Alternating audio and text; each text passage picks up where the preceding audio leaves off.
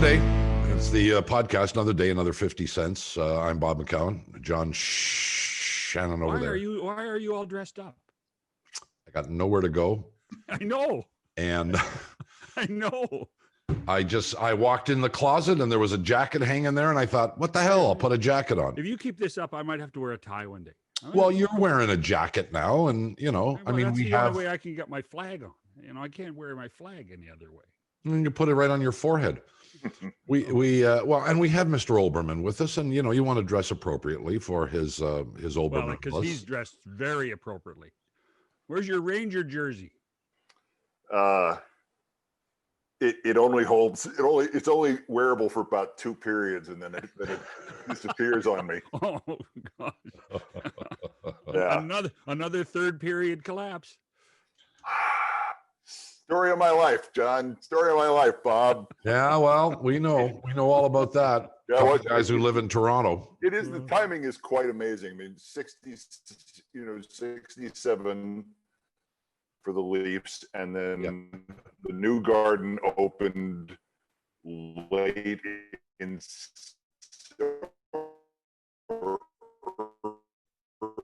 early in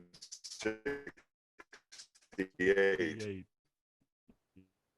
and that's the year I became a fan. One since 19. Well, it was the Millionaires. The broadcasts are very entertaining. That's the second best thing, and the older you get, the more you tend to like teams based on the broadcasts. Well, if they're crummy teams, then you got to find something, right, to justify the time that you're spending or wasting, as the case may be, on observing these teams. And I think Vancouver now has the worst record in all of the NHL, don't they, John? Are they 2-5, something like that? Yeah, they're 2-5. They did not have a great homestand against Montreal. Montreal looked pretty good those last 2 games. I'd say. The nice part is I can see them both lose consecutively now, almost every other night. It's not because of the way the schedules are overlapping. Like, okay, I haven't suffered enough here between 7 and 10 Eastern time. Let me put on Shorthouse and the Canucks and see what deviltry they will affect on me. Well, the only good news I can derive out of this COVID season here, Keith, is that the Rangers will not play the Vancouver Canucks at any point during the regular season. Therefore, you won't have that angst of deciding who actually are you cheering for. I found that very, very calming when I saw that. It's like, well, you can't lose in that sense.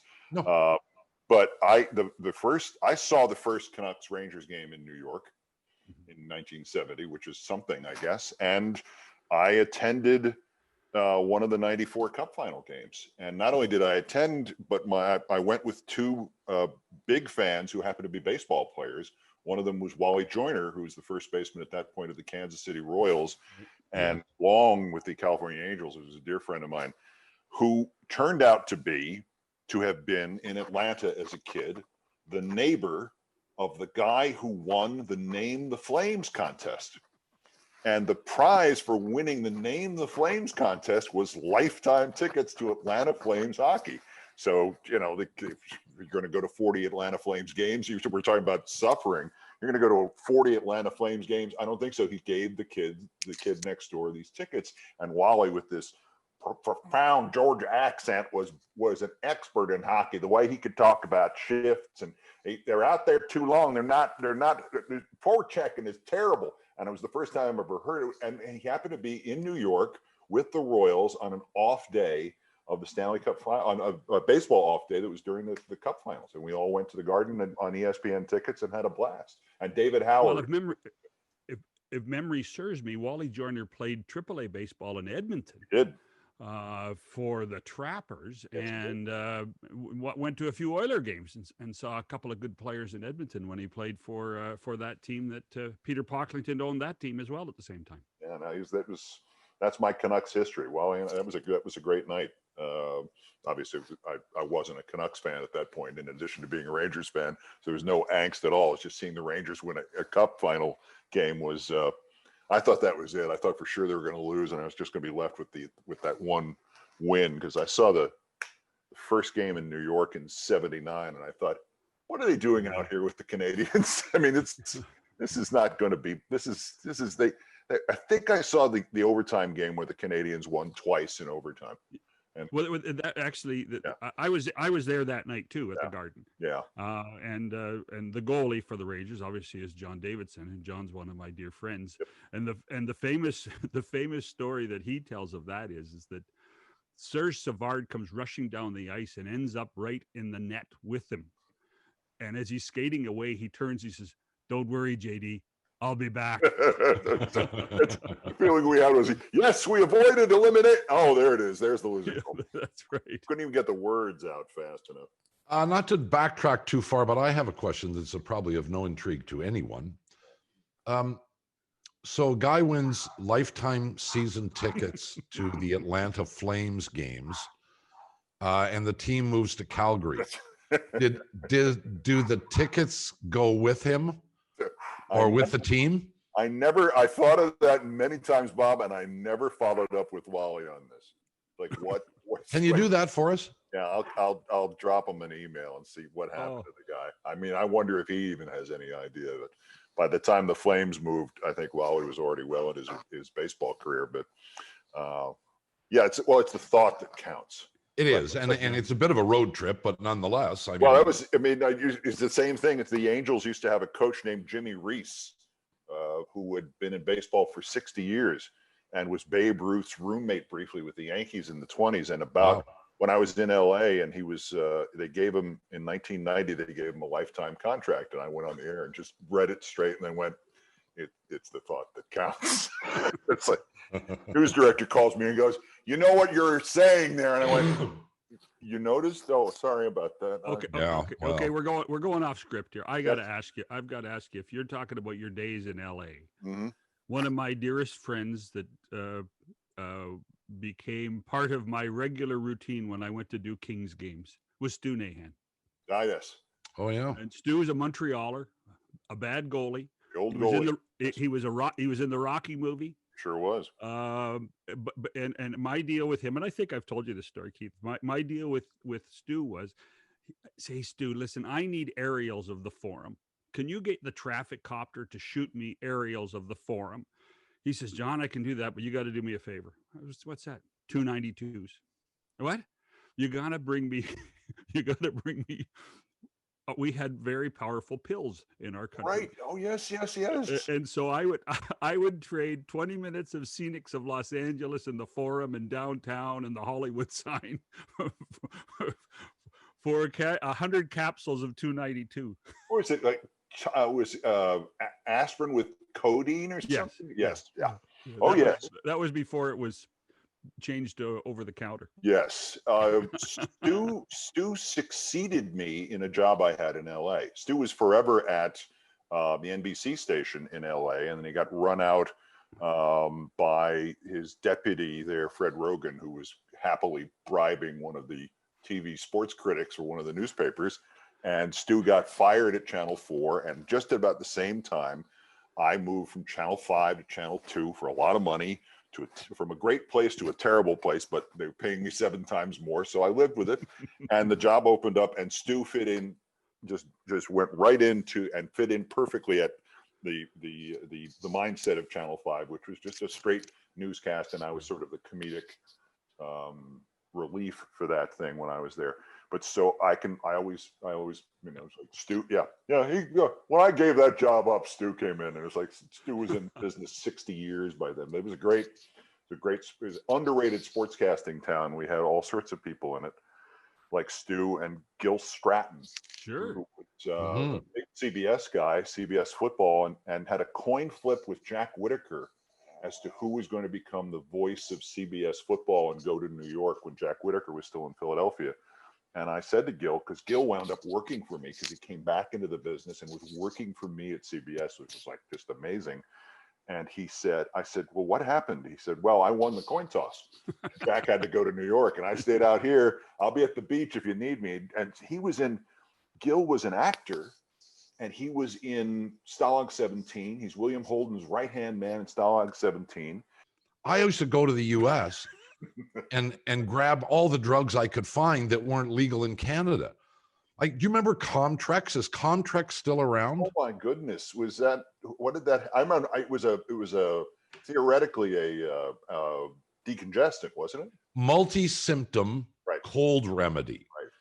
And in Canada, under the law, no drug company could produce a multi-symptom product. Yeah. So Comtrex was not allowed in Canada. So every trip I made to the US, business, covering a game, doing something, whatever it was, I'd load up the luggage with Comtrex. I'd go to the drugstore and just put boxes of it in.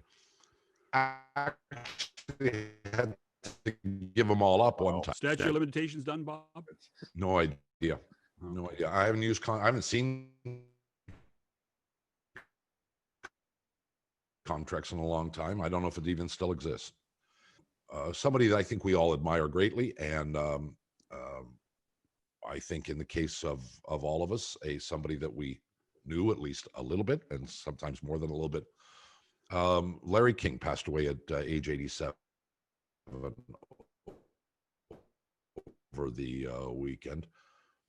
Didn't know who Larry King is, and didn't spend many hours with Larry King, whether it was on the old Mutual Radio Network, which is where I first discovered him, or on CNN with all those years. I think 25 years, Keith. I think he was on CNN, something like that.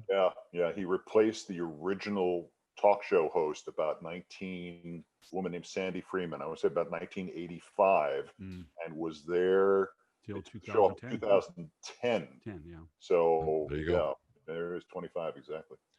Well, I spoke to Larry on my radio/TV program on numerous occasions. It was always when there was, almost always when there was a significant world event. 9/11, earthquake in the LA area. I mean, those are two that I remember distinctly. Take a couple of minutes and tell some stories about your relationship with Larry. Wow. I'll go backwards. I saw him at Dodger Stadium the last time I was at Dodger Stadium, and we're just, as usual, you see what these idiots, referring not to the Dodgers but to the people in television, again, possibly the smartest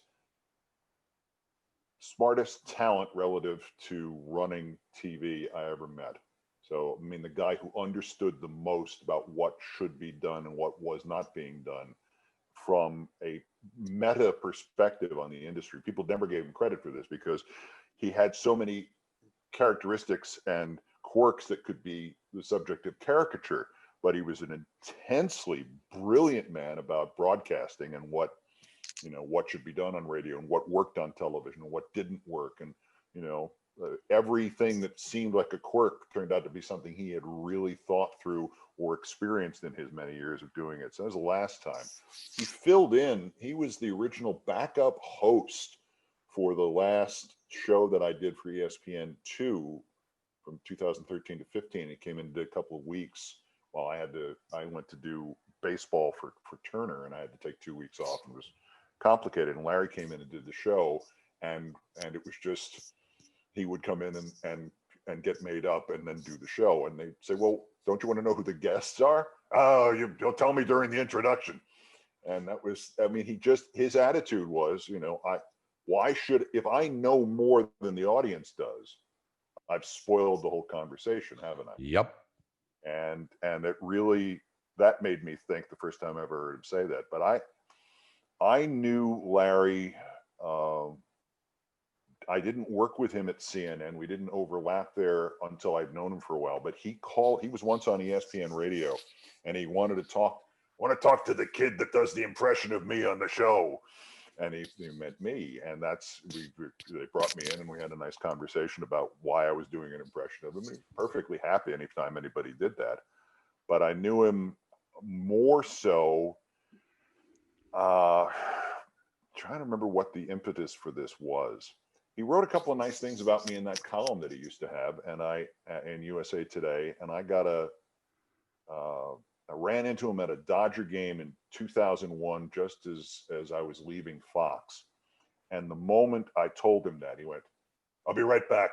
And he just left to go into a corner of the Dodger dugout, and was clearly making a phone call. He came to me. He says, I'm dreaming of this for years. You should be my lead-in at 8:00 on CNN. And he said, you can get all the kids to watch you, and then I'll get all the dead people to watch me at 9. It'll be unbeatable. And he had called a CNN executive saying, Olbermann is available, grab him. And he tried to make this happen at CNN nonstop from that date in 2000 or 2001 till about the time they got rid of him in 2010. He was always after that.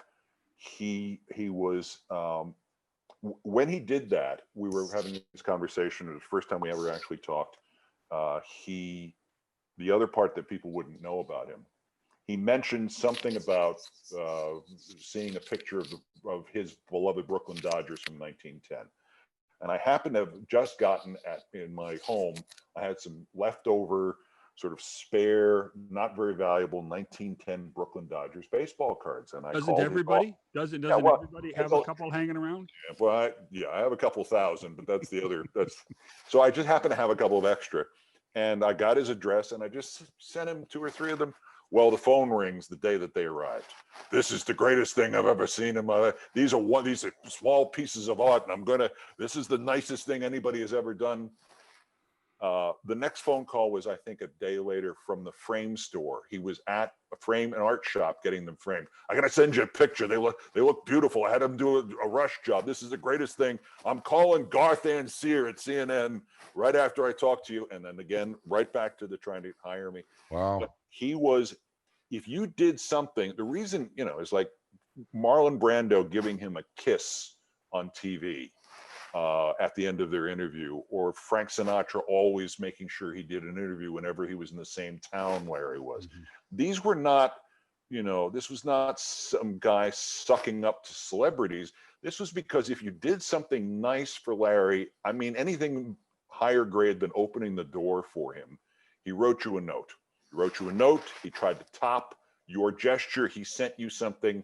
I've got a box of chocolates once. He called up during a baseball game that I was doing the pre and post for on Fox. His scorecard had gotten screwed up. How come Bordick is, if Ordonez was hit for and Bordick went in and Ordonez was hitting 7th, I got the pinch hitter is 9th. My scorecard is finished. Can you straighten it out for me? And for straightening out his scorecard, he's keeping score at home of a baseball game. And he was so thankful that I just said, no, you missed, this was the switch. He sent me like a box of chocolate the next day. I mean, he was astonished anytime anybody did anything nice for him, and he reacted accordingly, like you would if somebody, found something that you'd been looking for 10 years. Everything was like that in his life. And this is why he had so many people who said, my friend Larry King died. Mm. Because there were thousands of us, and the people. My friend Charlie Steiner, who was one of my first bosses, does the Dodger games. He used to have that little lunch or breakfast or brunch with Larry like twice a week at the deli in LA. So he would see him constantly, and I hadn't seen Larry probably in 3 or 4 years. The same level of affection and the same level of embrace if you saw him finally, and thousands of other people in television, in radio, in other businesses, the people who worked at the delicatessen. There was an overwhelming warmth to him, and a straightforwardness and a gratitude to him about everything. And he was spectacularly, as I said, knowledgeable about the television industry. Didn't get credit for that. Terrible about women, and terrible about money, and great about everything else. And just a lovely guy. And you sort of wish there had been more avenues for people at home to see those parts of who he was. And the art of the simple question. Oh yeah. Well, and that really was that was the impact for me, I think, mostly.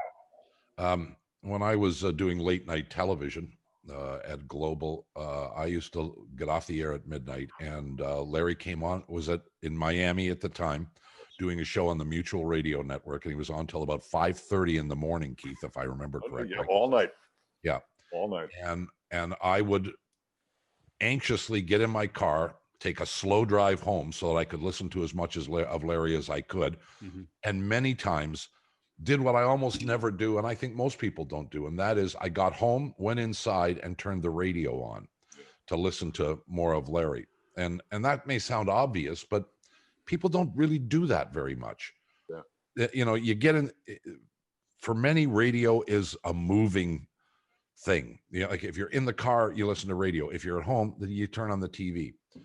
And the things I remember about Larry, the simplicity of the question and the economy of words that he used. He could ask a question in the fewest number of words of anybody, I think. And at one point, I don't know whether he wrote it in his book or told me about it, maybe both. But the question was, what are the best questions in a generic sense? And the answer is, well, there's 5 of them: who, what, where, when, why. Yeah. And that stuck with me. I don't know how much you took from Larry's style, Keith, over the years, but boy, he was as influential to me as more than anybody, I think. Yeah. I've never thought of myself as an interviewer. I've done shows where I've had guests, and they're there usually for very specific purposes to explain political developments or sports developments or whatever. So I've never thought that I was that good an interviewer or needed to be one, but I tried to always follow that simplicity and the idea that he would often essentially jump in midstream to a topic. Like the first question would be something that the rest of us would build up to after we had been expository towards the whole story in advance. Was that Jennifer Flowers, the interview with Jennifer Flowers. And it's this big interview with this woman who, was suing Bill Clinton and loved Bill Clinton, thought she was going to leave Hillary for all these things. And it was a big thing. And he got the first interview, which was almost always the case if it wasn't going to, Barbara Walters or somebody like that. He got the first interview, and he got her first interview. And instead of saying, what is your reaction to Clinton saying that, he just leaned in and went, "Welcome." And she said, "Hi, nice to be here. You still love him?" Wow. Oh, so what? How do you answer that question? And no matter how you answer that question, how many other questions did you just inspire inside of Larry's mind? And simple, direct ones like, really that long? And just do it as you would in a conversation was his methodology. And it was, it was as with most genius, it's ultimately simple. He was a great listener, though. He could flow with the conversation. You get the first question out, then the answer comes, and now in his mind, he's got 7 more questions off that answer. Exactly. But of course, if you have done and deliberately, and I think also it says something to his personality that these things meshed, but he deliberately did not prepare, and he was not given to preparation, so these things worked out very well. Like I'm too lazy to throw with my right hand, so I'm going to be Sandy Koufax, that kind of quality to it.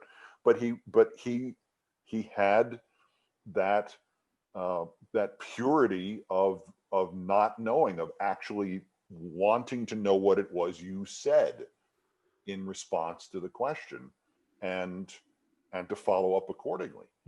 And to hear something as you would in a conversation where you said, "Well, that doesn't sound right. What do you mean by that? Explain, go a little bit more into depth about that." These simple things that suddenly you have less of an interview and more of a confession on the part of the guest. And it was perfect. And I never understood CNN taking him off the air. I understood that in the environment in which we were working at that time between Fox and MSNBC and CNN, that an interview show at 9 o'clock at night in the middle of a news evening made less and less sense as time went by. But they took it off and replaced it with another show with 1,000 times less skilled guy doing it. and basically the same format. It's like, no. It's not the host that's wrong here. It's the timing of the. It's a great show. Maybe you put it on at 7 o'clock instead of 9 o'clock, or 6 o'clock instead of 9 o'clock. You guys are morons. And they got destroyed at 9 o'clock for 10 years because they did that. Because the show, Larry's work transcended the fact that his format on television had basically run its course. I mean, that's how good he was at that it was still a viable thing at 9 o'clock. And by the way, and again, the idea of how smart he was, what put him ultimately out of business was I had gotten them at MSNBC to let me put on this woman they didn't like and had already fired as my guest host. And her name was Rachel Maddow. And she didn't think she could anchor a show, and she was terrified of the teleprompter, and she didn't want to do it. And she didn't want her life to change, and she didn't know what would happen. And I said, what do you do for a living? I'm an advocate for, I said, well, this is the greatest platform you could ever have. How about that? All right, well, I'll try it. And finally, they let me do it. But originally, we almost lost her to Larry for $200. Oh, wow. I walked in one day. She would always be a commentator on our primary nights. This is 2007-8. So it's probably late in 2007, and it's a Tuesday. And I asked my producer, is Rachel in the studio with us? Is she at my desk? Is she at the alternate desk? Is she at somebody's headquarters? Oh, no, she's on Larry King's show tonight. And I was like, what? How does that work when she's one of our employees? And my producer then explained to me that she was not one of our employees. She was doing it for free. And she'd been working regularly on my show for about 4 months and hadn't told anybody that, like me, that she wasn't getting paid for it. And so Larry King had offered her $200 to be on the panel. And I was like, this is the next great star of cable news, you people out of your freaking minds. And I first thing I put in a call to her, and I pulled out my wallet and I went, I got $462 here. It's yours. And I'll get you a contract. Do not go on Larry King's show, because I knew we'd never see her again if that happened. Do not do. And she came over and did the regular show. And then I called the president of MSNBC and swore at him for 15 minutes without interruption. And she eventually became the host of the 9 o'clock show. It took another year to get that to happen. But our 9 o'clock show was the reason that they took Larry off ultimately. But Larry had seen the same thing. Larry said, what's that woman's name with the short hair? What's Rachel something? Rachel Meadows, what's her name? And, he had it, and he almost pulled off the broadcasting coup of the century for $200. So, and after that I called him when she went on the air and beat him in the ratings in her first week, he sent me a bottle of champagne, which was like, you rat bastard. I thought of poisoning this, but I didn't. Did you ever interview Larry? Did you ever talk to him on the air? He interviewed. Or the other way around? Yeah, we did when he went and did the streaming show, the last one for Aura. He did they were trying to establish that, and he called and I said, I'll be there. And they were in the city, and they got like a hotel suite, and he had like 30 people producing this thing in a hotel suite. They built the studio, and wow. You could probably just rent a studio for half the price. It's easier this way. I'm staying here, and it's close to the deli. And we sat down for an hour, and he had no notes, and I take that back. He had like a Post-it with 4 words on it. Those are just things he wanted to mention at some point. Yeah. So that when he would come, when we would hit the end of some topic, he would be able to go to it, which is, just common sense for broadcasting. So the idea that he did zero preparation, there was always something interesting he wanted to get to. He was ready. And the way you talk about it, he did love work. He did love this business. He loved it. All the way till the end. The Larry King infomercials at 3 a.m. that are probably still going to run, even now. But the other thing is, you talked about his love of the Dodgers. He just loves sports. Yes, he did. He was a Caps fan in the end. I have a friend, Jeff Rimmer, the voice of the Columbus Blue Jackets. Worked with him at WBAL in Washington and WTOP, and they stayed in touch. And he worked a couple of games for the Caps. He loved sports. Period. The Dolphins games. He was the color announcer on the Miami Dolphins broadcast in their earliest years. So, WIOD, if I remember correctly. I might be wrong, but I think that was the call letters. Oh yes. You know, I'm intrigued by the fact, you know, whether you actually interviewed him, because as I will tell you a quick story that, you know, when I interviewed him, and I can't remember whether it was 9/11 or LA earthquake or whatever it was, intriguingly, Larry turned the interview around completely in a matter of probably 60 seconds, and he began interviewing me. And I guess it was sort of his nature. He was obviously curious, and it's what he'd done all his life, is ask questions of people, not as comfortable answering them. And that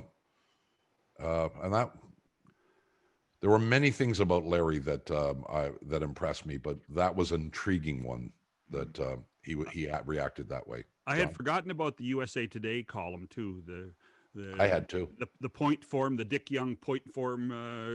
3 dots. But in many ways, and I'm going to really date myself here. Well, I'm not, but he was a modern day Waller Winchell. Uh-huh. He could do anything. He could write. He could speak. He could do celebrity interviews. He could do hard hitting journalism. Look, I happen to have this over here. Right? No, but Walter Winchell. Was he not? I agree with you. Without the hatred and spite, but yes, well, yes, different time and place. So, yeah, there was nothing. I mean, I saw him get hugely angry over certain circumstances, but he didn't use his broadcast as a platform to settle personal scores. So there wasn't that. I mean, I have. So I never had that I never had that self-restraint. I've never noticed. You think? I'll get you for that, Shannon. And you think about the amount of work, the volume of work that he produced. I'm now in just since I got out of college, never mind the stuff I did while I was in college, I'm in year 41. No, 42. I'm coming up on 42.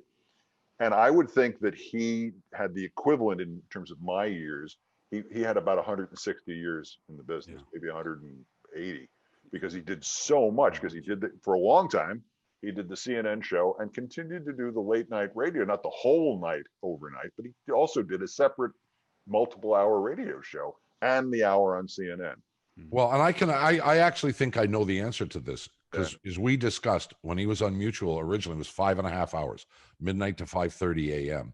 And then when the CNN show started, he cut it back to midnight to 3 a.m. Like he was 4 days doing that, and then I'd be like, I'm taking the next 2 years off.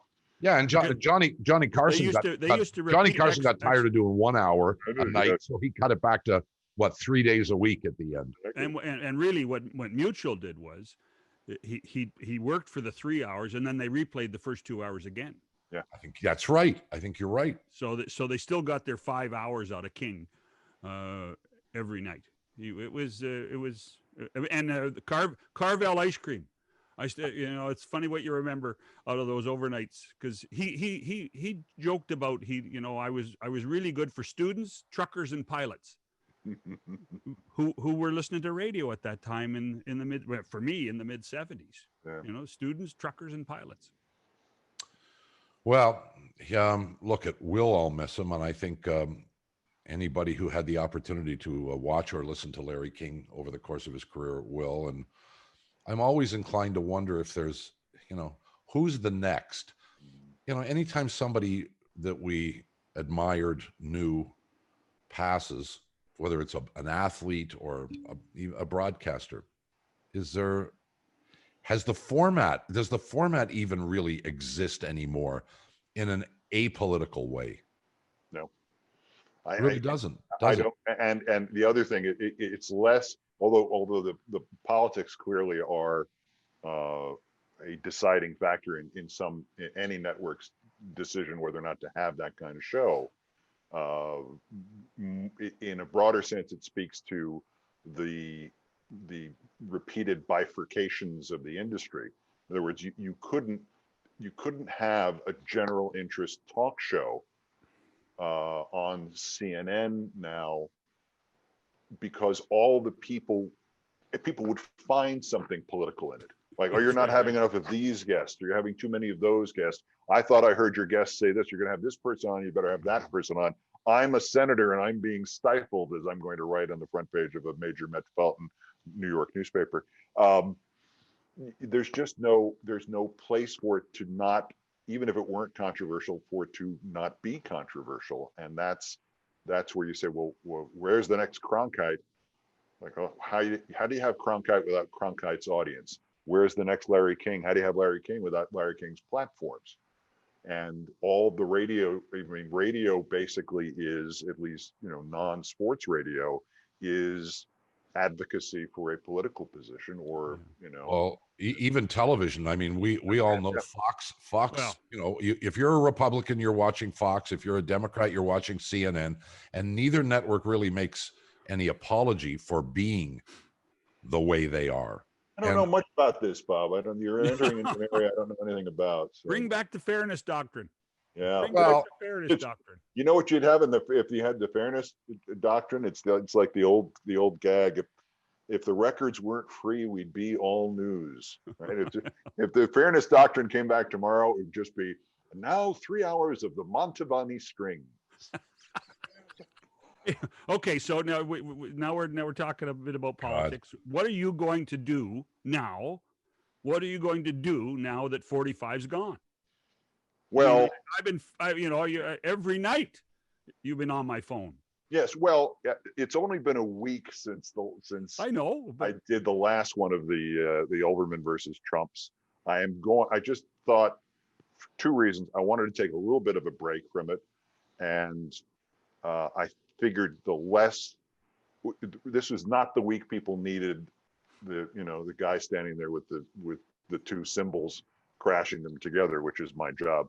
But I'm going to bring back, or start a version of it, the same sort of commentaries, just call it Olbermann versus, and then fill in the blank. So each night there'd be a different target, and we'll do the same sort of 2.5 minutes of short form character assassination against whoever has merited it. And the wonderful quality of what we can do technically today is my turnaround on these is now reduced to about an hour. Yeah. And I mean, from it happens to, all right, I better go shave, to, all right, I better go set up the camera out on my balcony. Oh, I set up the prompter. Okay, fine, ready to go. And then you're done. So these things will be just as warranted. And I suspect the first one, I might do one today, probably not, but we'll have them in the immediate future. So no, not going back to the worldwide leader, not going back to ESPN. I think it's a little difficult for them to welcome me back because they've run out of terms to put in the press release to describe my going back. I have worked there 5 separate times now, so. The Billy Martin of television. Yeah, really. Hopefully without the unfortunate ending to that. But the deal I have with ESPN is that when they're going to do anniversaries and nostalgic stuff, I may do some stuff for them periodically. But it just I didn't want to put them in the position of trying to balance my politics with their studio shows, and it's not like 10 years ago, it's amazing. 10 years ago, I was able to be involved fully in sports and in politics in a partisan way, simultaneously. I mean, I did Football Night in America for NBC, and before that, I'd done Dan Patrick's radio show as a co-host for an hour, and then go out of that, put on a different hat, and do an hour of liberal politics on TV, and it was almost it produced almost no issues in about a 7-year span. I don't think it would last 7 minutes now trying to do both. Right. So I don't think ESPN is a likely full-time venue. I am entertaining offers, and obviously the way the industry has been frozen by the pandemic,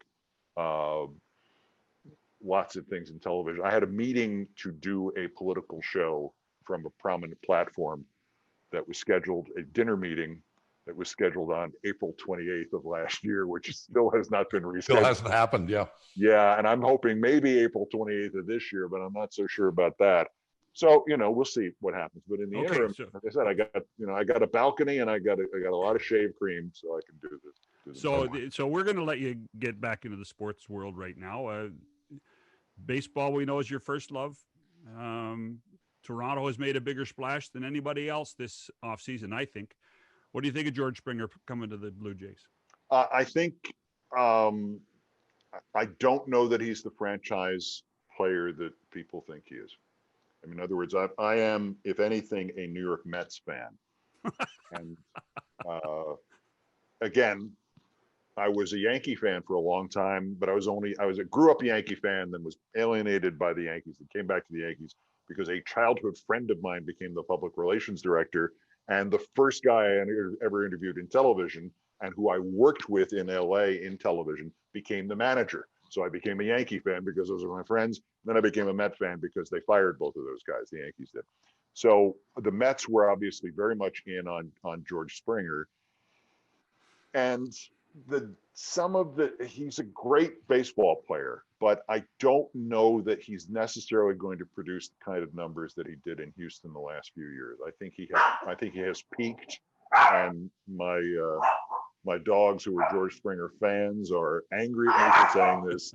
But guys,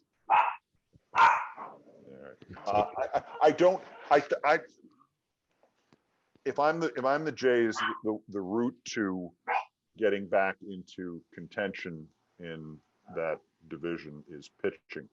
Hear, hear. And I would have spent that money on pitching. And one of the things here that Mets fans are like, oh, you didn't sign George Springer. Does that mean we're getting Trevor Bauer? And I don't know that Trevor Bauer is the answer to everything, because there's a reason teams keep getting rid of him. And there's a reason that he keeps getting into all kinds of trouble that don't have anything to do with baseball. But I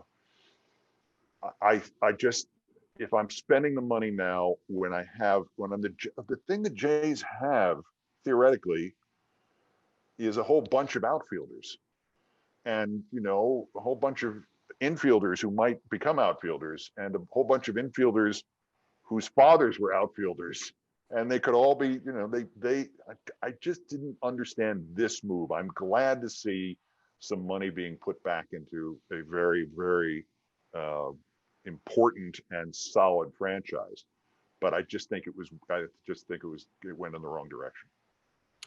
Can't disagree with you, especially about the pitching philosophy. I mean, that's where it starts and that's where it ends, and they've got one, maybe two good to decent starting pitchers, and the others are, who knows. I mean, the Yankees just traded for another starting pitcher, and you'd think, you look at the Yankees, you go, oh, it's like 7 starting pitchers every year, and half of them get hurt, and they have to go out and get. But they invest in the starting pitching, and they got Tyon from the Pirates, and I suppose, I think the Jays farm system had more products that would have interested Pittsburgh than the Yankees system did, and I don't remember the Jays being in on Jameson Tyon at all. So. Well, Olbermann, we come to understand now with the way starting pitching is used. I mean, they've turned them all into a bunch of wimps. Yeah. They're racehorses. Well, they're thoroughbred racehorses. It's like don't let them. They're sprinters. Right. Yeah, don't let them look out left or right, and they can go for 2.5 minutes. Well, 6 innings and their arm's going to fall off, and then six. If you're lucky.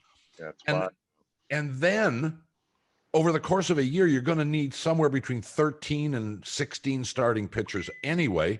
So there's all kinds of things that, in my opinion, are wrong with baseball and with starting pitching, but you got to have it. Yep. You don't have it, you're not going anywhere. It's not getting those changes did not make it less scarce. It made it less respectable. It didn't make it less scarce. Yeah. So the answer for all these GMs, it seems to be, let's load up with relief pitchers, right? Because we're going to need them. Isn't that kind of bass backwards? Yeah, well, the answer, but the real answer is, and you see the teams that are in the playoffs every year in the last few years, is all of the above.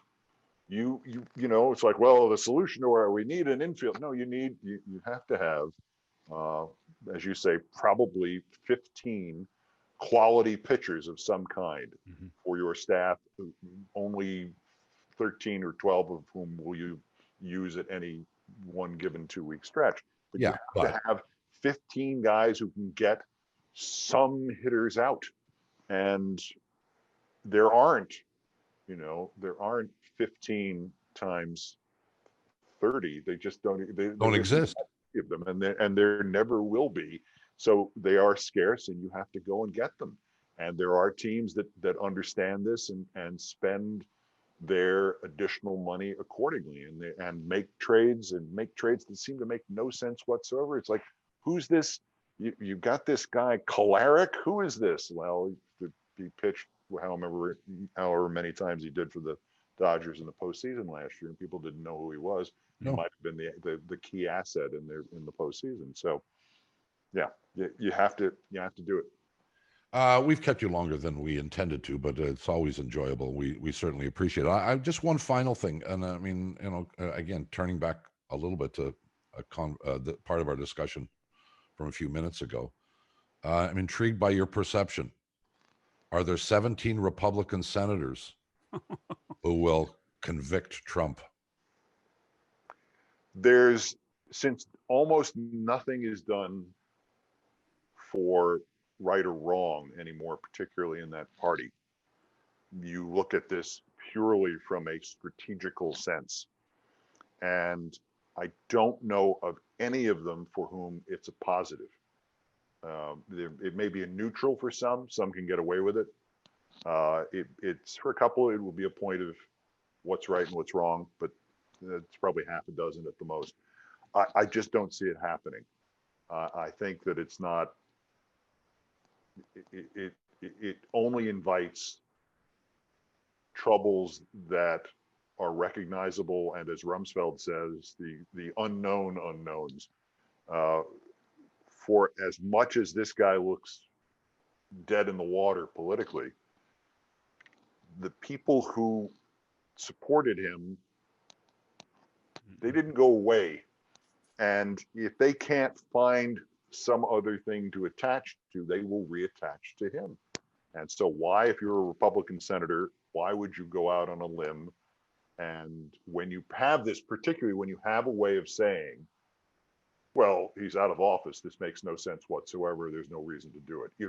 That provides you the cover to abstain or to vote no on conviction, and still be able to claim, well, I wasn't supporting him, I just disagreed with the legality or constitutionality of the process by which I covered my ass. So I don't see it happening. But I don't either. You're not wrong. Yeah, I still think it's the right move, and it raises the little constitutional asterisk relative to it raised, and I think successfully. I think this is one of the things that obviously got buried behind the revolution and the attempt to storm the Capitol and hang the vice president.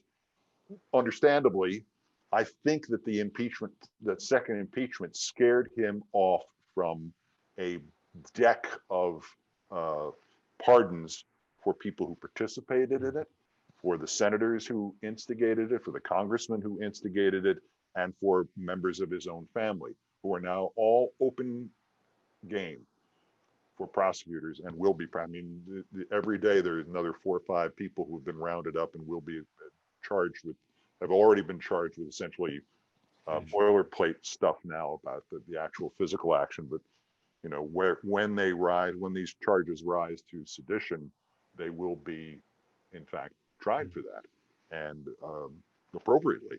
And I think that whatever happens, and however it might slow my friend, the president of the United States, I'm happy to say that, Mr. Biden's confirmations of people, if it's still doing that, so be it. I think it already has accomplished its purpose.